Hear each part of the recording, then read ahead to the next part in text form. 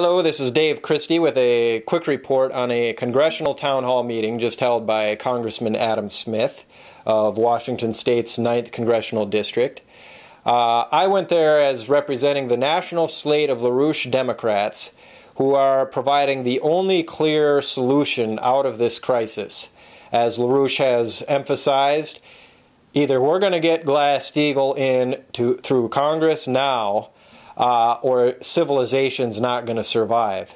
And without Glass-Steagall, we cannot ensure the functioning credit policy to launch the necessary science initiatives nor the economic recovery needed.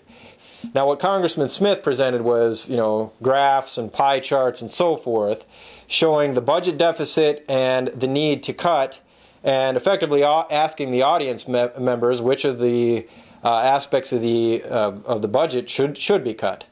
I intervened. It was one of the first questions and said, look, this is a fraud. We don't need to cut this budget.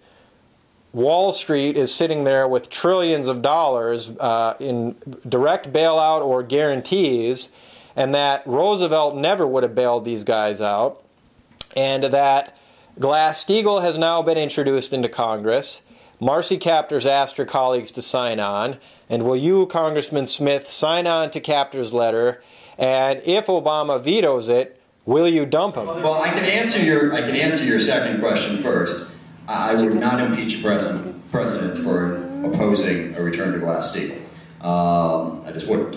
I don't think that's what is meant by impeachment. I don't have a problem, actually, with going back in and separating those three things along the lines that you described. That would be wildly insufficient, however, to deal with the problem that confronted us.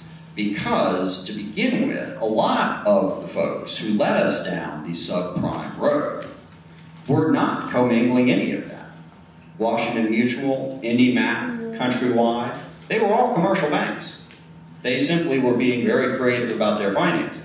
We need much more aggressive regulation of their activities, which I believe the Wall Street reform bill that was passed last year at least helps. In fact, I think the regulators, they had the power to stop a lot of what was going on and simply chose not to over the course of the last 10 years. We're still buying the derivatives. We're still buying the very same crap. Well, I think those regulators need to be a lot more aggressive about regulating that. I don't think that we should get rid of all derivatives. A lot of people buy derivatives as hedges against their legitimate business practices. But I do think we should regulate it a lot more. So as an answer to the first question, I'd have to read the specifics of the bill to take a look at it.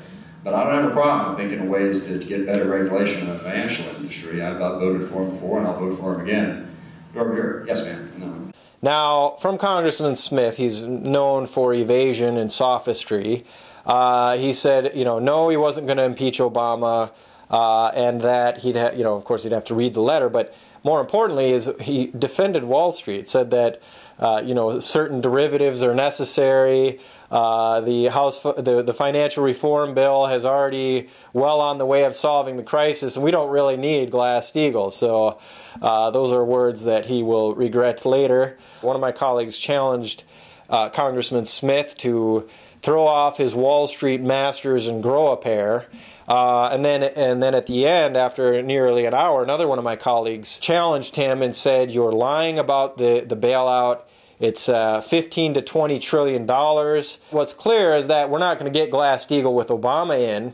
And now what we're seeing with how he's treated these southern states that have been ripped apart by these tornadoes, that he's now giving them the Haiti treatment. And we're not going to let him give the West Coast the Haiti treatment. He's got to be thrown out and at that point get the Glass-Steagall rammed through, fund these science initiatives to forecast these events, and begin rebuilding the economy. NWAPA as the key driver, which will actually enable us to do the necessary biospheric engineering to potentially limit the effects of these types of storms. So that's what the slate of LaRouche Democrats are providing around the nation, is this war against the cowardice, not just from Congress, but from the population, to say, stand up on your hind legs, fight for your nation, and secure not just to avoid the crisis for you, but to ensure something for the future generations.